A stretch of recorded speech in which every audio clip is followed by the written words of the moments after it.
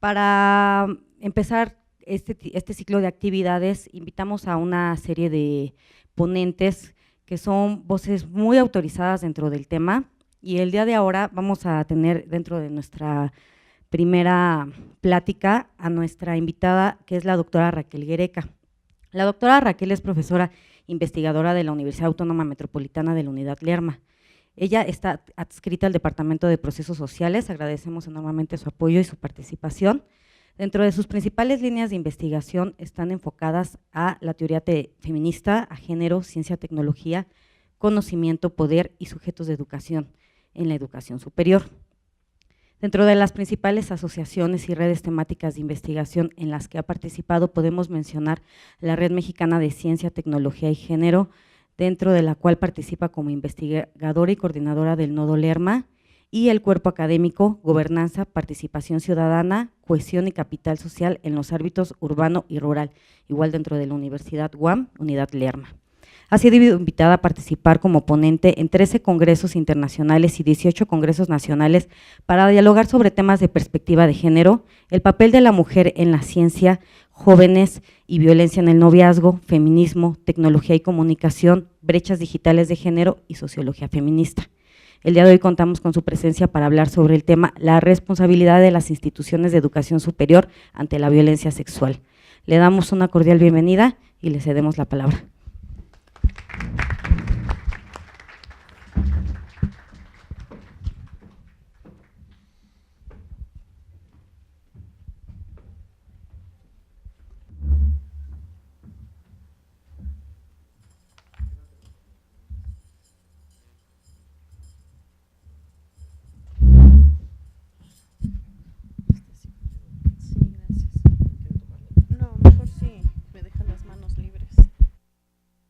Gracias.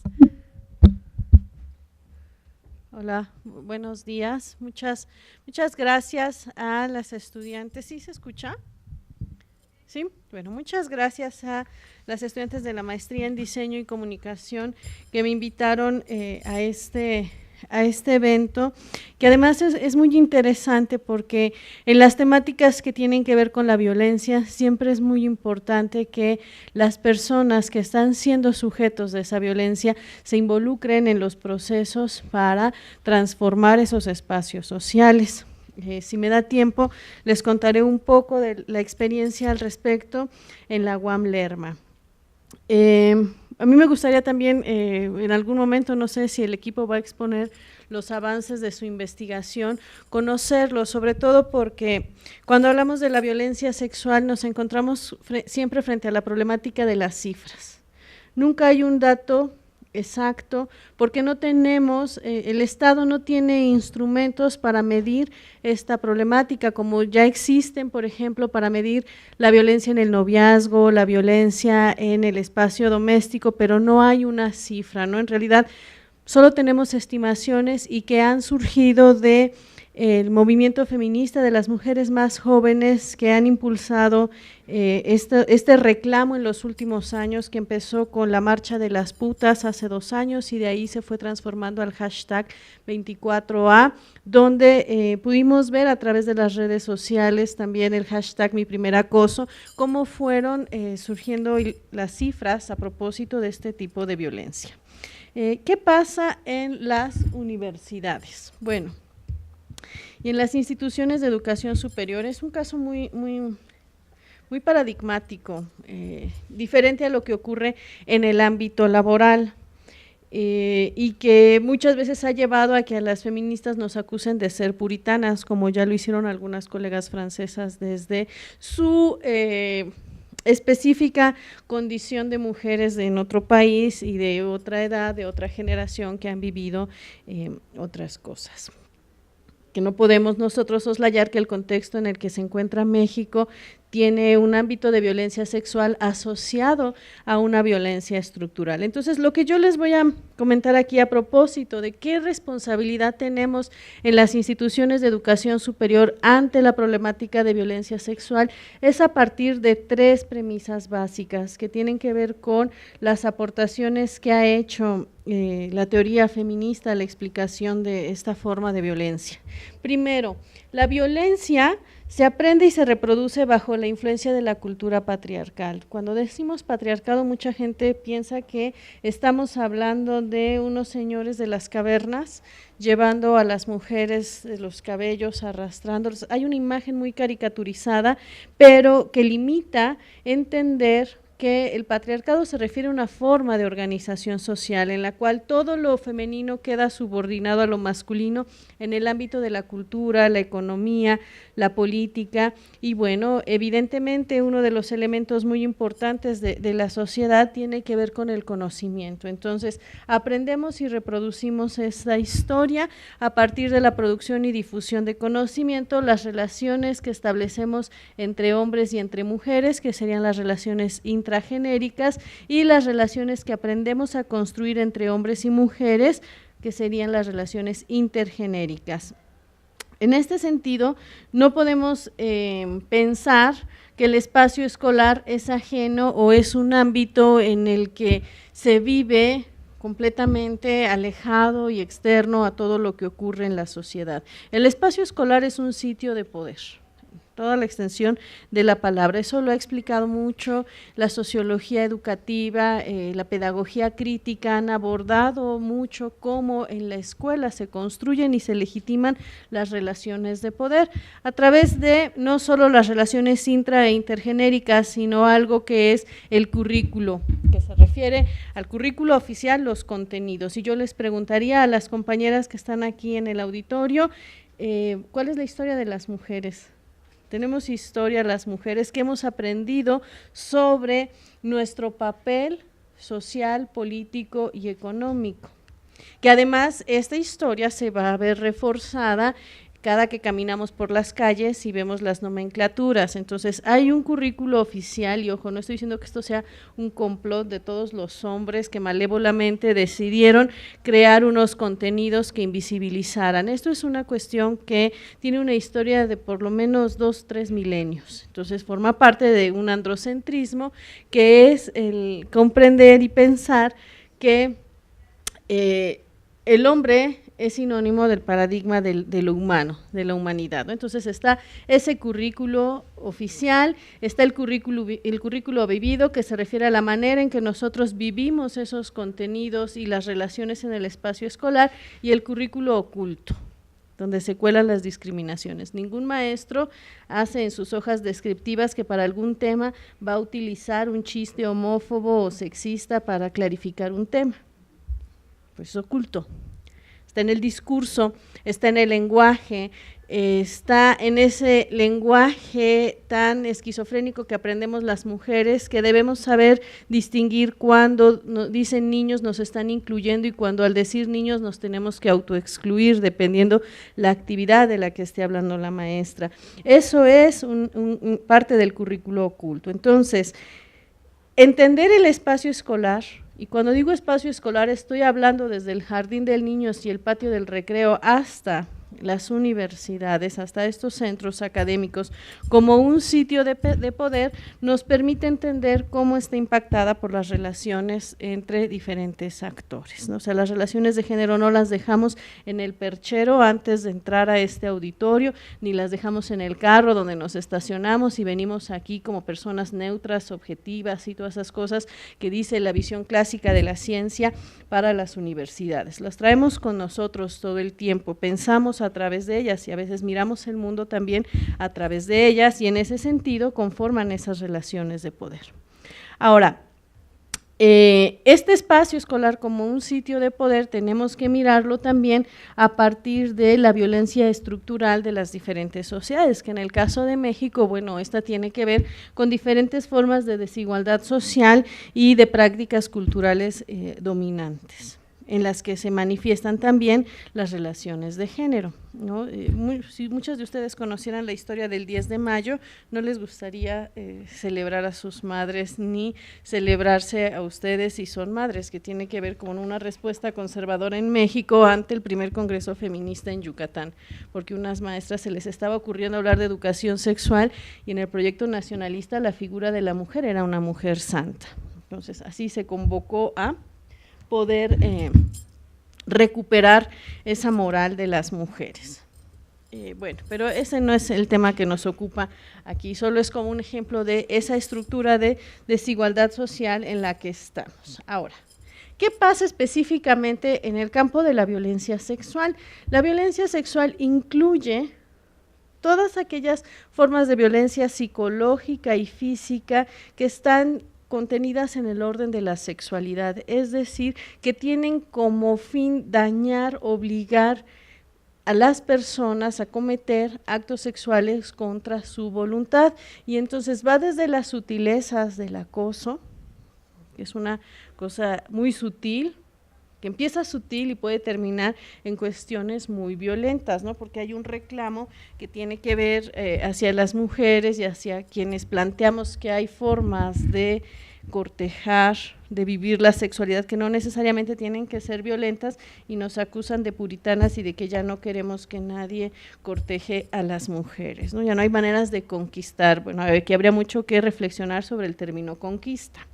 Entonces, por ser esto relacionado en el espacio universitario, pues tenemos que mirar el acoso y el hostigamiento como parte de otras formas de violencia contra las mujeres, que es la violencia docente y la violencia institucional y la violencia en la comunidad. ¿Qué nos dice la Ley General de Acceso de las Mujeres a una Vida Libre de Violencia? Y lo señalo aquí no en un sentido legalista, porque además no me competiría asumir ese sentido, sino porque es una ley que fue producto de mujeres feministas que la llevaron adelante, que lograron homologar esta con las otras leyes que existen para la igualdad de género, con las leyes que hay y las convenciones en el ámbito internacional y en el ámbito regional. Y entonces, por violencia docente, esta ley nos dice que es aquella que se ejerce por las personas que tienen un vínculo docente con la víctima, independientemente de la relación jerárquica, en un acto o una omisión en abuso de poder que daña la autoestima, salud, integridad, libertad y seguridad de la víctima e impide su desarrollo y atenta contra la igualdad. Constituyen formas de violencia docente todas las conductas que dañen la autoestima de las alumnas con actos de discriminación por su sexo, edad, condición social, académica, limitaciones y o características físicas que les infligen maestras o maestros.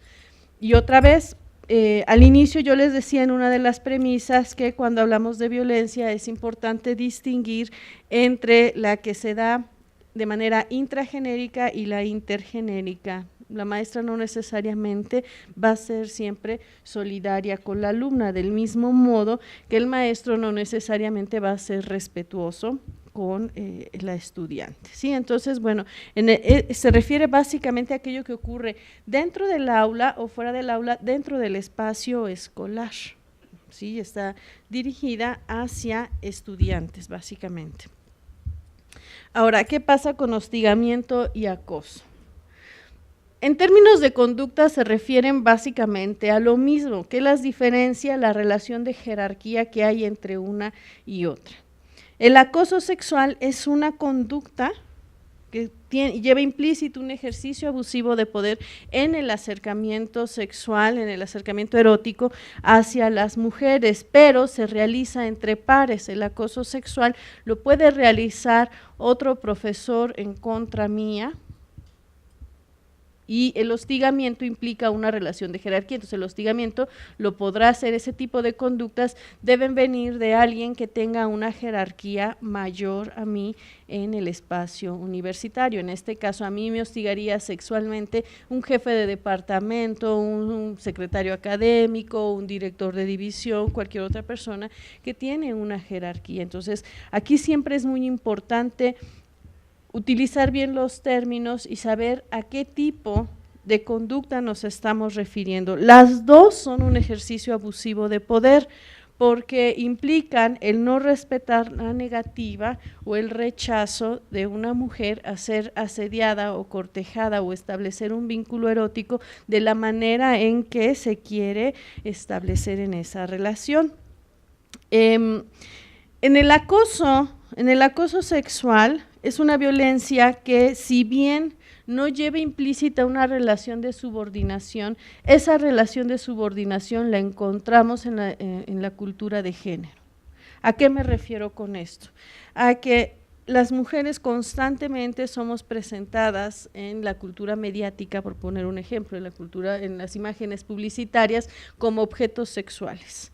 Somos presentadas como el sujeto que siempre está disponible sexualmente para la realización de cualquier tipo de acto vinculado a la sexualidad. Entonces, ahí hay una desventaja social, porque aunque han aumentado las imágenes de los hombres en la publicidad, donde intentan vendernos a las mujeres, por ejemplo, ahorita recuerdo uno, de una estufa Mave, nos vendían una estufa Mave con un muchacho ahí todo bien guapo, y decía, bueno, no sabía uno si eso iba incluido en la estufa o qué sentido tenía poner a un joven con esas características ofreciendo una estufa, o una marca de zapatos que también ofrece zapatos para mujeres mostrando torsos masculinos. O sea, hay un aumento de este tipo de imágenes, pero sigue siendo en menor cantidad la presencia de estas referencias sexuales que objetivizan el cuerpo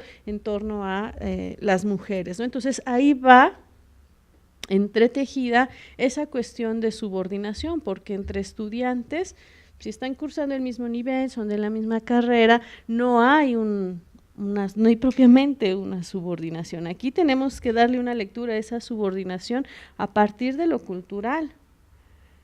¿Qué imágenes y qué representaciones se construyen y se difunden sobre lo femenino y lo masculino que siguen reproduciendo esa visión subordinada? Entonces, bueno, sobre el acoso, pues puede empezar con miradas lascivas, y aquí entramos en serias pues sí, discusiones con las personas encargadas de aplicar la ley y que parten de los principios prueba. ¿Cómo demuestra una mirada lasciva? Así miro yo, ¿no? ¿En qué le lastima? Palabras que van aumentando y se vuelven sistemáticos y constantes. Y entonces llega un momento en que la persona ya se siente violentada, se han traspasado los límites establecidos por ella, por su cuerpo, y entonces se convierte en una situación de riesgo, porque esto va escalando, puede empezar con las miradas lascivas y va aumentando a una forma de acoso donde consigo tu teléfono, te mando WhatsApp, te espero fuera de la escuela, camino atrás de ti, ya se vuelve casi persecutorio, ¿no? Entonces ahí ya se está convirtiendo en un riesgo para la víctima, ¿no? No importa. Aquí no es el número de veces que se realiza, ¿no?, sino cómo se va colocando a la persona en una situación de riesgo. Y el hostigamiento sexual, si bien en las universidades básicamente convivimos con personas mayores de edad, o sea, ya ni siquiera juega el delito de estupro, porque no son personas que sean menores de edad entre 16 y 18 años contra quienes yo estoy teniendo una conducta sexual contra su voluntad. Cuando una estudiante dice no, es no. Cuando una estudiante manifiesta de manera verbal, no verbal, un no, una negativa, es no. Cuando un alumno nos dice con la mirada, con el cuerpo, verbalmente, que no quiere que le esté cerrando el ojo, yo debo entender que ahí termina eso que le llaman la conquista. Sí, ahí es establecer esos límites. ¿Y por qué ahí se vuelve más vulnerable la víctima, la persona que está siendo hostigada? Porque esa relación jerárquica la coloca en una indefensión para denunciar. Si yo denuncio a ese maestro, pues de entrada seguro me va a reprobar. Y a lo mejor va a ser mi maestro en 3, 4 trimestres más adelante. O a lo mejor es un maestro que es muy reconocido académicamente, es una persona que tiene prestigio en la institución, y entonces en otras actividades que yo realice me puede obstaculizar Los casos que mediáticamente se conocieron en la UNAM de profesores que habían acosado, habían hostigado a sus estudiantes, tienen que ver con estas conductas, con estudiantes que estaban siendo bloqueadas en sus procesos de titulación, que vivían constantemente hostigadas, casi las 24 horas del día, por profesores a quienes, cuando ellas los habían denunciado, prácticamente las autoridades les habían dicho que era imposible meterse con ese profesor. Era así como el profesor intocable. Tuvieron que llegar los escándalos para que en la UNAM se tomaran algunas medidas con algunos profesores, y entonces esa institución cometió un acto de violencia institucional. Porque a partir de una acción directa o abierta, o bien omitiendo aplicar reglamentos donde, si bien, por ejemplo, en la UAM no tenemos un protocolo para todas las unidades para prevenir y atender la violencia de género, hay un reglamento de estudiantes y hay faltas que aún pueden ser consideradas como faltas entre estudiantes y faltas de los docentes. O sea, pretexto no hay. O sea, si se quisiera aplicar en lo que se logra la otra parte, etcétera, etcétera, hay elementos para poder trabajar en ello, ¿no? Entonces, la violencia institucional por lo general acompaña estas formas de violencia sexual y hace que las instituciones de educación superior sean cómplices de hostigadores y acosadores. Sean un poco eso, participen en aquello que algunas autoras de la teoría feminista denominan las cátedras de la lujuria, o sea, profesores que llegan a los espacios universitarios y observan en esos espacios universitarios a las alumnas no como sujetos de conocimiento que van ahí a aprender, sino como sujetos que están a su disposición, porque seguramente las mujeres van a la universidad solamente mientras se casan o algo buscan en carreras que no son propias de su sexo, o seguramente por cómo se viste, o seguramente porque anda sola, bueno, todas esas cosas que además se vuelven ridículas al momento de las denuncias, porque se oyen tan ridículas como decirle a la persona a la que se intentó asesinar, si le dijo con fuerza y seguridad al atacante que no le disparara. Si se lo dijo, o sea, fue serio en sus palabras, ¿por qué no esquivó la bala? ¿Por qué no esquivó si vio que sacó la pistola? ¿Por qué no hizo algo para impedirlo? Así de ridículo se ve cuando este tipo de acciones que tienen que ver con la violencia sexual se busca ver de qué manera las mujeres provocaron o no esos actos. ¿Sí? Las preguntas que hacían los jueces en otro caso mediático que fue el de los porquis, ¿no? ¿Intentó cerrar las piernas con fuerza? ¿Dijo que no, así fuerte, con firmeza? ¿O solo fue un no así como, ay no? Bueno, aquí vemos también mucho el peso de la cultura judeocristiana en torno a la sexualidad y el papel de las mujeres ahí como provocadoras, en fin, ¿no? Y ese tipo de preguntas no se hacen en otro tipo de delitos. Si llegan, no sé, a un consejo de honor en una universidad de estudiantes que se pelearon, no les van a preguntar al que salió más golpeado si dijo fuertemente que no quería pelear. O sea, no son las cosas que se dirimen en ese tipo de asuntos, ¿no? Entonces, cuando las instituciones de educación superior, en los casos que acabo de mencionar, no llevan un debido proceso para atender estas denuncias, están cometiendo violencia institucional. Y entonces están dilatando, obstaculizando e impidiendo el goce que tenemos las mujeres al ejercicio de nuestros derechos humanos. También otra de las cosas que nos dicen tiene que ver con la autonomía, pero ahorita vamos a ver qué pasa con ese tema. Entonces, en este sentido, las instituciones de educación superior tienen obligaciones muy específicas para actuar de manera activa en la prevención, atención, sanción y erradicación de la violencia contra las mujeres. ¿Por qué? Hay investigaciones que se han hecho en muchas universidades, se han hecho en la UNAM, se han hecho en la UAM, en la UACM, en la Veracruzana, en otras universidades estatales, en la Autónoma de Chapingo, en fin. que han documentado cómo el problema de la violencia contra las mujeres se encuentra en su propia estructura y en su cultura organizacional. Esa cosa que en otros ámbitos del conocimiento le llaman el clima laboral, hay una cultura organizacional donde se sigue discriminando y colocando en posiciones de desigualdad a las mujeres, a las que tienen hijos, porque pobrecitas tienen hijos, entonces no pueden hacer no sé cuántas actividades y deciden previamente por ellas qué pueden y qué no pueden hacer, y a las mujeres solteras porque se piensa que por ser solteras la institución, cualquier institución puede disponer de su vida y de su tiempo, porque pues tú no tienes que irte temprano por ninguna razón, tú puedes quedarte, ¿sí? Hay toda una cultura organizacional que evidentemente para abordarla tenemos que acercarnos con instrumentos cualitativos que nos permitan ir viendo cómo se construyen este tipo de culturas de género. También porque afecta el desarrollo integral de las mujeres como parte de su comunidad universitaria.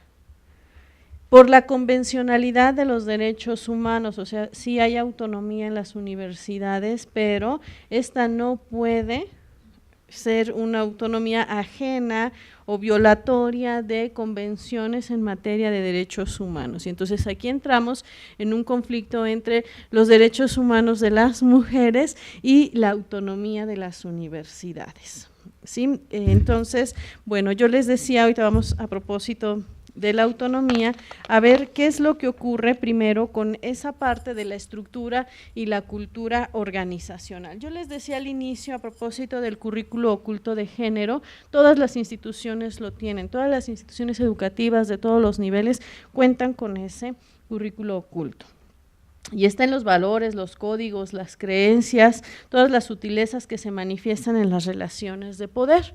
Son recursos simbólicos, generizados, que se transmiten en la escuela y tienden a reforzar no solo el sexismo, también el racismo, el clasismo. O sea, ese currículo oculto de género no solo afecta a las mujeres solitas, nos afecta de manera diferenciada, si somos morenas o si somos de piel blanca, si provenimos o no de alguna comunidad étnica, afecta a los hombres también dependiendo de su condición de clase, su condición étnica, racial, y en este sentido también tiende a ser profundamente heterosexista, y entonces todo aquello que parezca diversidad sexual o que huela a diversidad sexual pasa por los tamices de la homofobia.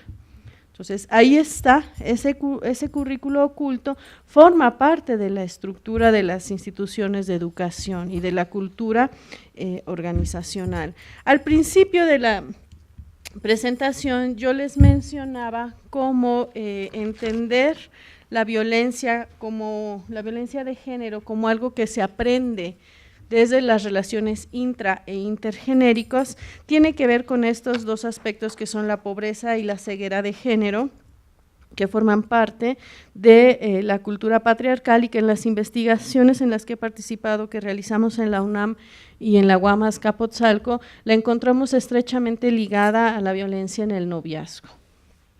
En la pobreza de género, pues básicamente tiene que ver con la influencia de todos estos valores de esta cultura patriarcal que yo les había señalado en la construcción de nuestra identidad genérica, y entonces las mujeres no tenemos los mismos referentes culturales que tienen los hombres. Al inicio también yo les preguntaba, ¿cuál es su historia? ¿Cuál es la historia de las mujeres? Por eso algunas doctoras en historia, honoris causa de las universidades de Estados Unidos quemaron sus títulos muy enojadas durante la tercera ola del movimiento feminista porque estaban reclamando que habían sido engañadas por sus disciplinas, que todo lo que habían aprendido tenía que ver con los hombres y la sociedad, no con las mujeres, ¿no? Entonces, la carencia de referentes positivos que posibiliten la construcción de la autonomía, sumado a esos mensajes que tienden a convertir el cuerpo de las mujeres en un objeto sexual y a pensarnos en las relaciones afectivas a partir de la ideología del amor romántico, Todo eso mezclado con los referentes particulares de cada cultura refuerzan esta posición de pobreza de género, ¿no? Si se pone celoso es porque me quiere. Sí, sí. No es que me esté hostigando en el teléfono, ¿y dónde estás? ¿Y ahora dónde te metiste? Y te estoy llamando y no contestas. Es que se preocupa por mí. Y además en esa idea del amor romántico, pues todos pierden, ¿no? Porque es una idea de un amor que es sufriente, o sea, no nos podemos querer así en la buena onda, todo tiene que pasar por el sufrimiento. Bueno, esto va colocando junto con las culturas particulares a las mujeres en una situación de pobreza de género que se alimenta y se nutre de la ceguera de género. Esto que yo les decía de no identificar ciertas cosas como violencia, sino bueno, el maestro me está chuleando porque estoy realmente bonita, ¿no? O sea, no es que me esté acosando, es que el maestro le dice cosas a ella porque sí, bueno, es la bonita, ¿no? Pues ni modo, tiene que aguantar porque pues está bonita, ¿no? Es parte de esa cultura donde se va limitando la capacidad de autonomía y de denuncia, ¿no? Y es una cultura machista en la cual, bueno, estamos inmersos en las universidades. Y además en las universidades también se da otro proceso que tiene que ver con la ceguera, que es el velo de la igualdad. El pensar que llegamos porque somos luchonas.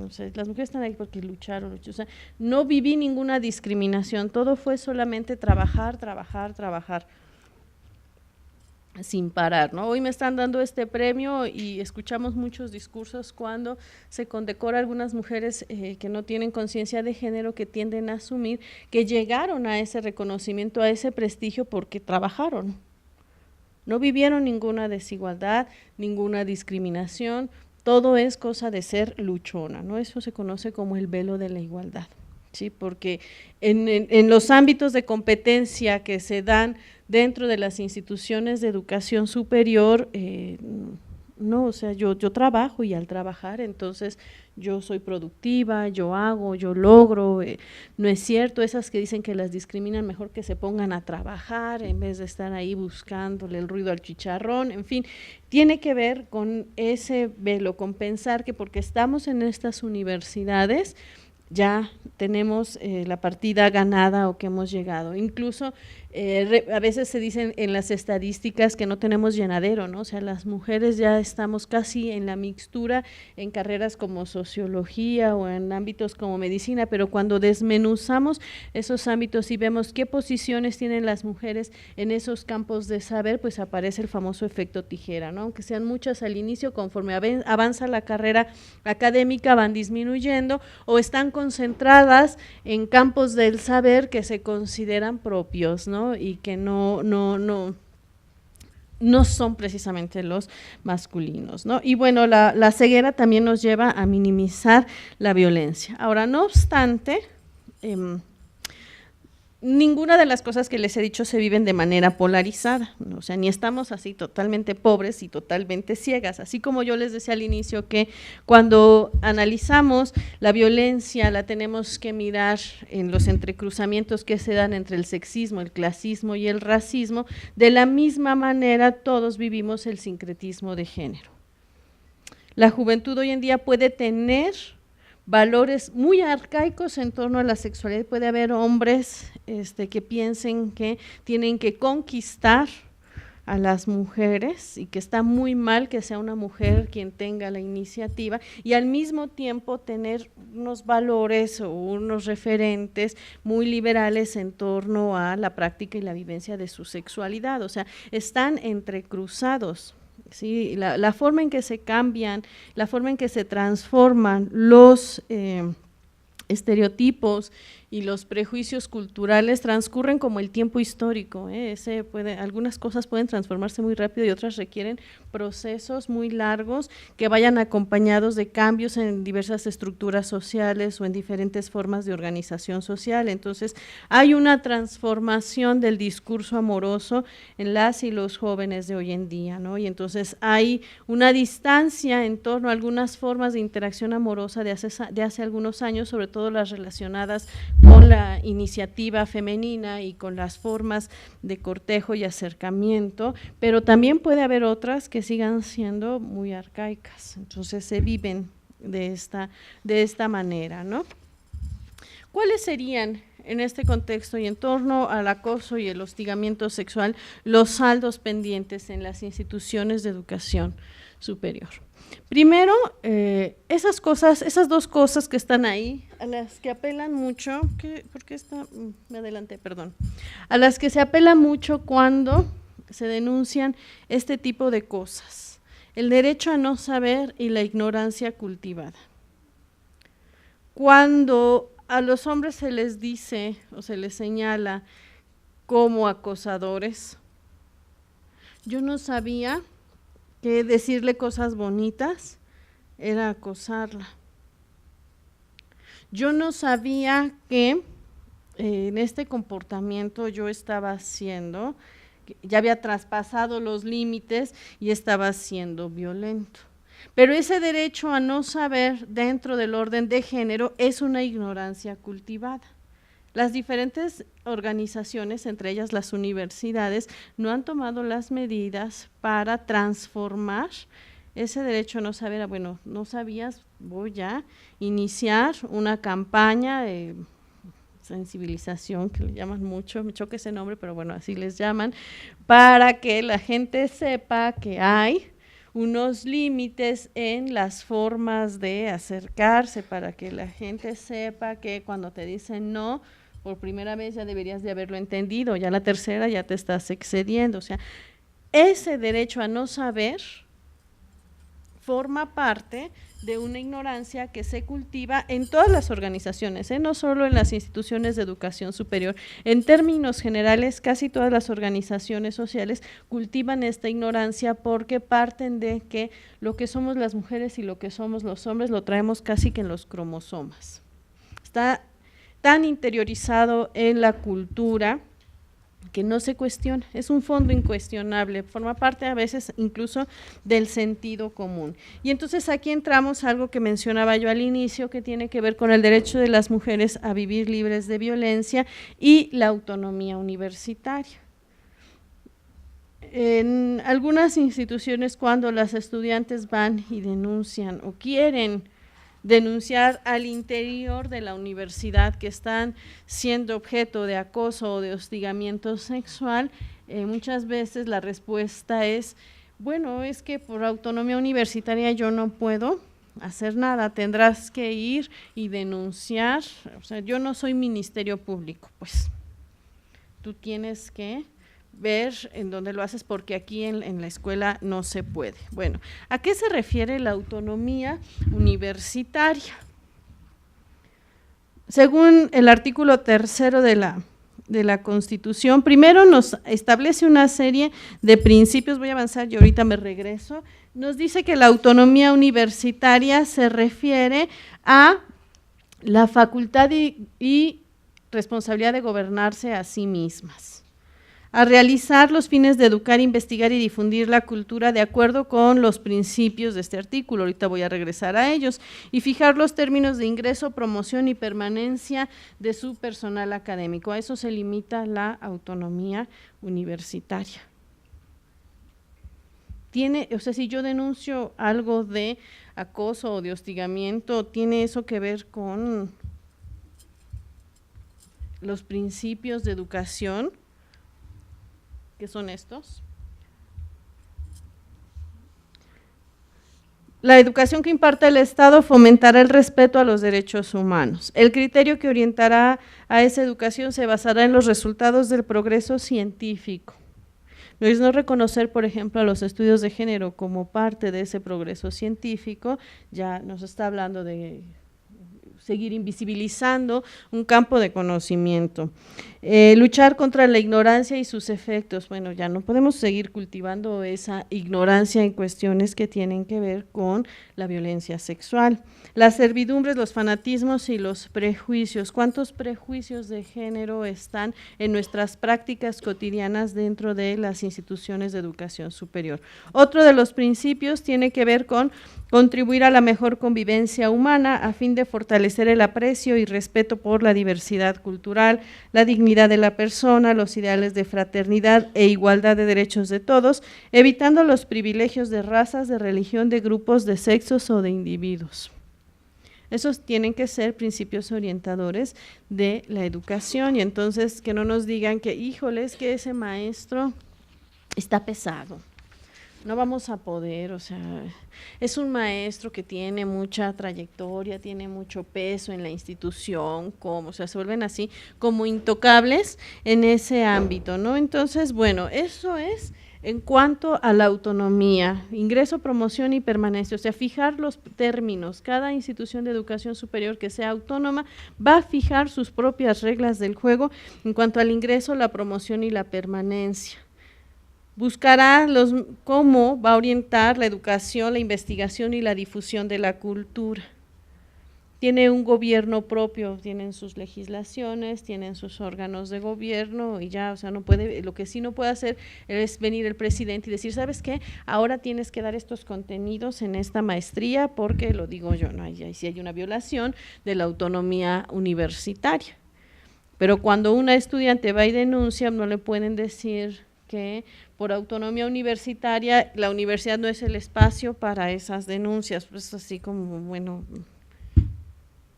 CEDAW, ¿qué dice la Convención para la Eliminación de todas las formas de discriminación contra la mujer? Bueno, los estados firmantes, de los cuales México es uno de ellos, se comprometen a adoptar todas las medidas adecuadas para eliminar la discriminación contra la mujer practicada por cualesquiera personas, organizaciones o empresas. Las universidades públicas tendríamos que estar obligadas a establecer medidas adecuadas para evitar la discriminación contra las mujeres. Se nos olvida que la presencia de las mujeres en las universidades de manera masiva y permanente es algo que se logró apenas hace medio siglo. Pues que ha sido tan rápido que nos olvidamos de todo lo que se tuvo que hacer para lograr ese acceso y esa permanencia. Pero entonces somos universidades públicas que buena parte de nuestros ingresos provienen de la federación, entonces como parte de esa estructura estamos obligadas a adoptar medidas para eliminar la discriminación, y las universidades privadas no es que se salven. Las universidades privadas tienen una validez ante también una federación, ante un gobierno que les legitima la manera en que están impartiendo y sus programas de estudio, entonces tampoco es que no estén obligadas. Luego, el artículo 5 de CEDAW habla de que los estados partes deben de tomar las medidas apropiadas para modificar los patrones socioculturales de conducta de hombres y mujeres, con miras a alcanzar la eliminación de prejuicios y las prácticas consuetudinarias y de cualquier otra índole que estén basadas en la idea de inferioridad o superioridad de cualquiera de los sexos. Y también de las funciones estereotipadas de hombres y mujeres. Entonces ahí también hay otra obligación que no tiene nada que ver con la responsabilidad de gobernarse a sí mismas por parte de las universidades. Y bueno, el artículo 10 de CEDAW nos dice que también los estados parte deben adoptar medidas para eliminar la discriminación contra la mujer en la esfera de la educación.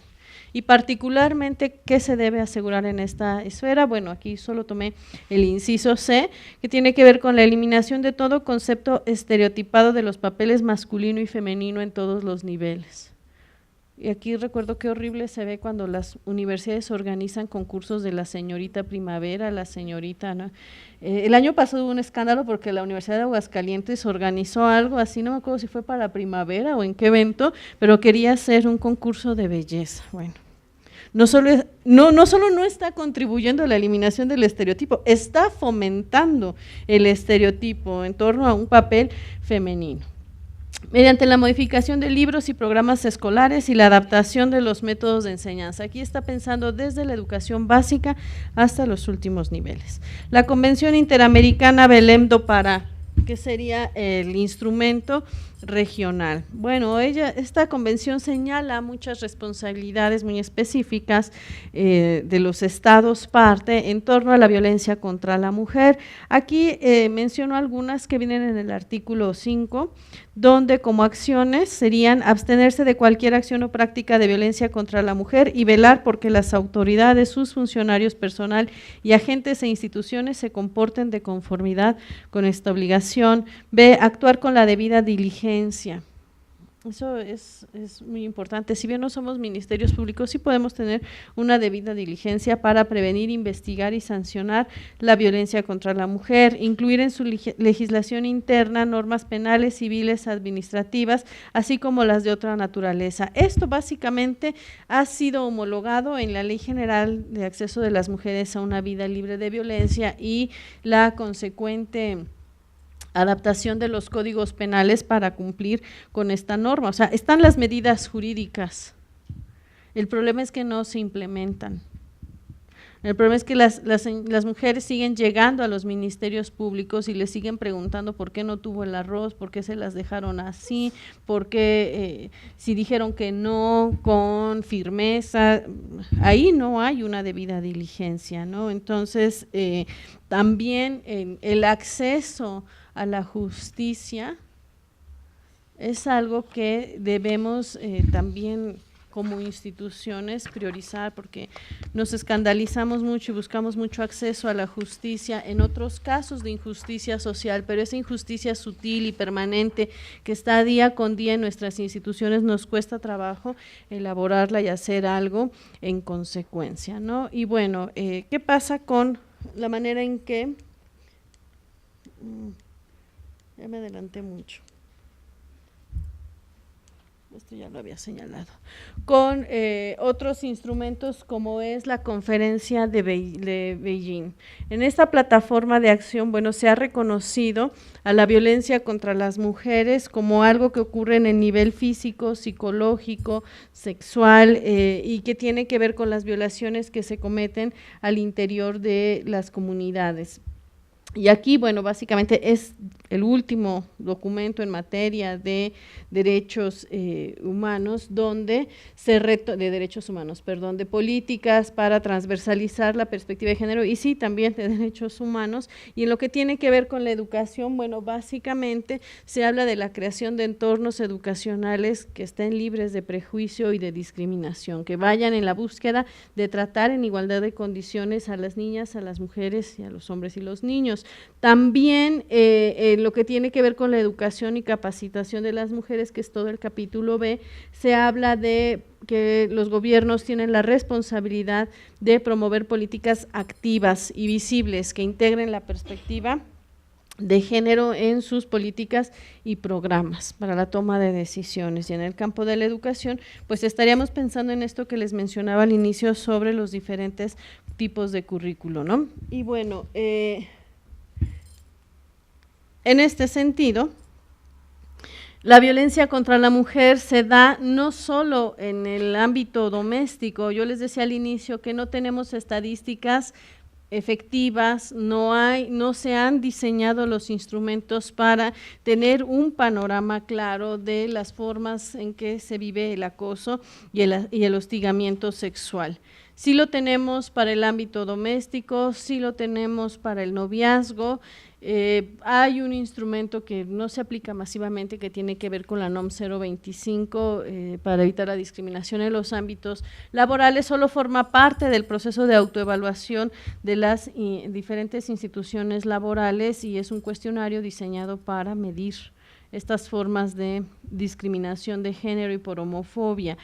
Pero en términos generales, pues si la violencia también está en nuestros espacios educativos, tendríamos que ir generando todo aquello que nos permita medirlo, que nos permita conocer el grado en el que se encuentra esta problemática y creo que ahí las instituciones de educación superior tienen una gran responsabilidad, que no tiene que ver con esto, no es contraria a la autonomía, pero sí está dentro de sus principios filosóficos, políticos, orientadores de la educación y que no podemos seguir dejando en las instituciones este tema que tiene que ver con la violencia sexual como algo que ocurre porque hay un maestro cebollín y una alumna bonita y entonces es así, cosa de ellos, ¿no? ¿Cómo se construye esas cátedras de la lujuria? ¿Cómo se hacen esos procesos para invisibilizar cosas violentas? Yo tristemente he escuchado colegas hacer bromas entre ellos porque uno de ellos se está ligando a una alumna. Ya se cuidan mucho de hacer esas bromas delante de mí, pero con haberlos escuchado alguna vez me doy cuenta que forma parte de pues sí, la cultura organizacional, de la manera de relacionarse. Ay, ya andas ahí ligándote a la alumna, concéntrate, así ni puedes dar las clases. Y la alumna ni quiere con él, además, o sea, ni siquiera es que la alumna sea su novia, o sea, el tipo está prácticamente hostigando.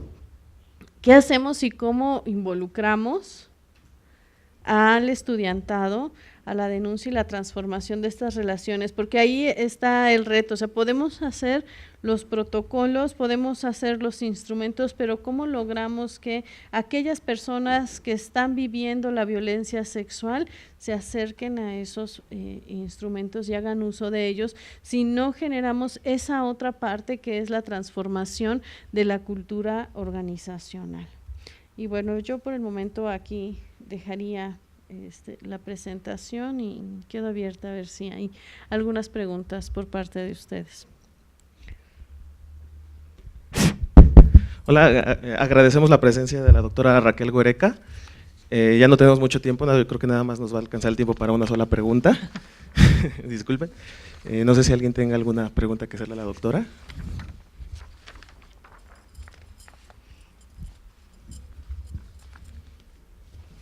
Bueno, sí. Quisiera que Raquel comentara qué están haciendo en Coajimalpa. En Lerma. Bueno, perdón, en Lerma. Sí. En Coajimalpa estamos haciendo esto. Sí, les cuento brevemente. Cuando yo ingresé tenía como 2 meses que había ocurrido un ataque sexual contra una estudiante en las inmediaciones de la universidad y entonces, derivado de ello, el rector observó que era necesario pues generar una estrategia al respecto y entonces se formó primero una comisión que se le llamó tiene un nombre muy largo porque estaba vinculada a un objetivo de la planeación del programa de desarrollo de la unidad, que es el A04, que tiene que ver con la incorporación de la perspectiva de género en la cultura organizacional de la institución y que bueno, contempla la aplicación de un cuestionario sobre género y cultura organizacional, sobre campañas de sensibilización y también con el desarrollo de un modelo de equidad. Entonces se crea esta comisión de ambiente académico y laboral y entonces fue así como destapar la cloaca, porque literalmente con estos temas así ocurre, ¿no? Entonces en esa comisión empezaron a llegar casos donde algunas alumnas comentaban de profesores que tenían comportamientos de hostigamiento y de acoso sexual. Ahí cuando yo llegué a esa comisión empezamos a trabajar en lo que tiene que ver con la sensibilización. O sea, la gente, en Lerma tenemos alumnos que pertenecen a la categoría que se conoce como rurbanos, vienen de zonas rurales que han vivido alguna transformación en su entorno o en las comunidades aledañas vinculadas a la urbanización y entonces traen una carga particularmente alta de violencia doméstica y algunas estudiantes en su pues sí, en su trayecto hacia la escuela son víctimas de acoso sexual callejero.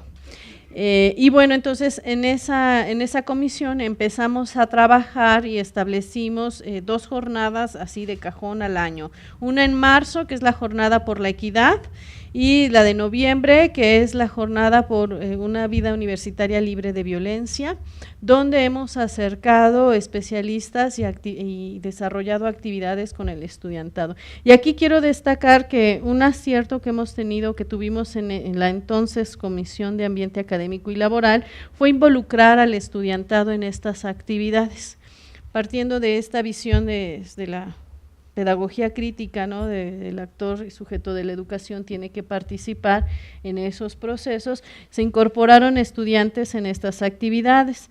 También empezamos a establecer vínculos con instituciones, debido a que justamente nosotros, por ser una unidad nueva, de reciente creación, todavía con carencias en términos de infraestructura, no tenemos, por ejemplo, un programa de atención psicológica. Entonces me di a la tarea de buscar instituciones públicas donde poder canalizar a estudiantes que estén viviendo la violencia, ¿no? Y el primer contacto fue con la Comisión Ejecutiva Estatal de Atención a Víctimas, porque habría que garantizar también que las mujeres que iban a ser, las estudiantes que iban a ser canalizadas a estas instituciones, recibieran asesoría jurídica, psicológica, con perspectiva de género. No era nada más mandarlas a así, a ver, vete a esta institución y ahí te van a atender.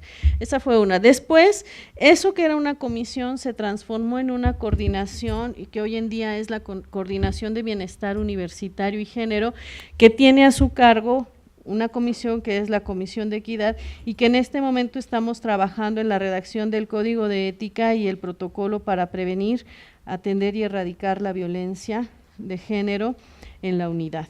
Porque básicamente encontramos dos manifestaciones de violencia de género: violencia contra las mujeres, que es tanto en el noviazgo, en la familia, y violencia sexual en el trayecto hacia la universidad, como por parte de compañeros, y violencia por homofobia. Hay mucha homofobia contra estudiantes de la diversidad sexual en la institución, pero obviamente no denuncian por la posición de esos maestros. A partir de que se creó la coordinación, se acercan los estudiantes para comentar sus experiencias, pero no quieren, no deciden poner una queja en el Consejo Divisional para, a partir de ello, ver, mientras tenemos el protocolo, la instancia es el Consejo Divisional. Ahí se presenta la queja y el Consejo Divisional tiene que convocar a una reunión con carácter de honor para dirimir el tema de la violencia, ¿no? Entonces, ahorita estamos trabajando en la redacción del Código de Ética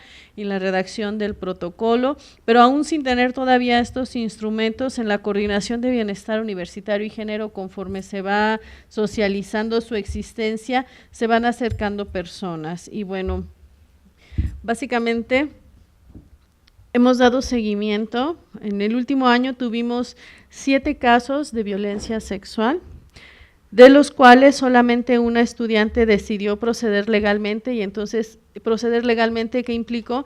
Que la abogada de la unidad y yo nos fuimos con ella a la Fiscalía General de Delitos en materia de género para acompañarla a denunciar un acoso sexual callejero, lo que nos llevó un promedio de 6 horas esperando en la institución a que la estudiante fuera recibida. Después de ello tuvimos, y derivado de ello, tuvimos un acercamiento con esta fiscalía, porque una de las cosas que he comentado y por las que he dado la pelea con estas instituciones es que no quiero volverme a acercarme a ellas cuando tenga una estudiante asesinada.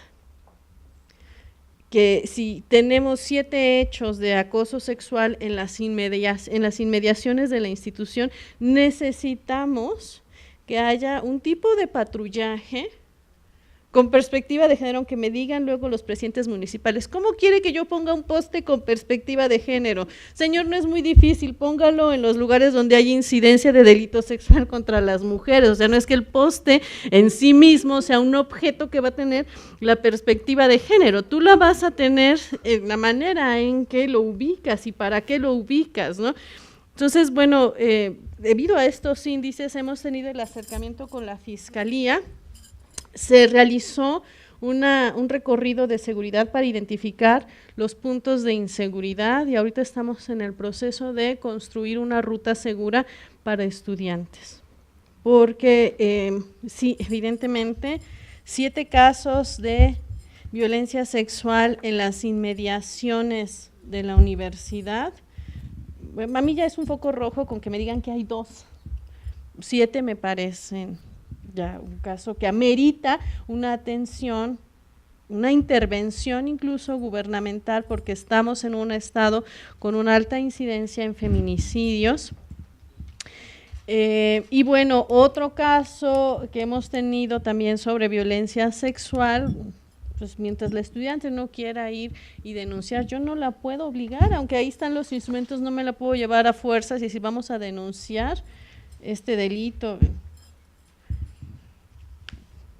Es un tema que genera vergüenza, es un tema que genera dolor y entonces en las instituciones debemos de tener los mecanismos de contención y de canalización adecuada porque la víctima está en su derecho de no querer denunciar si la persona que la violentó sexualmente es su compañero de clase o compañero en la universidad o es muy conocido en la universidad, en fin, ¿no? Entonces, básicamente en Lerma lo que hemos hecho es tratar, avanzar en la redacción de un código de ética y de un protocolo para atender y prevenir la violencia de género en la unidad específicamente y estas 2 jornadas. Y bueno, en el caso de la estudiante que nos llevamos a la fiscalía, apliqué lo que alguna vez la doctora Lupita Guacús comentó en una jornada que hicimos en la universidad, con que una feminista tome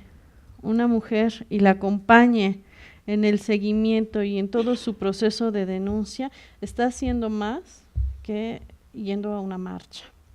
Porque entonces tú tomas a esta estudiante que llega a ti vulnerable, porque acaba de ser objeto de violencia sexual, le das las estrategias, le compartes las estrategias que le permiten de entrada no sentirse a ella culpable de lo que le ocurrió y la acompañas en un proceso de acceso a la justicia. Lo más práctico sería solamente tomar el caso y bueno, ahí ya va mi recuento estadístico, pero tomar a una estudiante contigo y acompañarla te implica que hagas un pacto con el abogado o abogada de la unidad.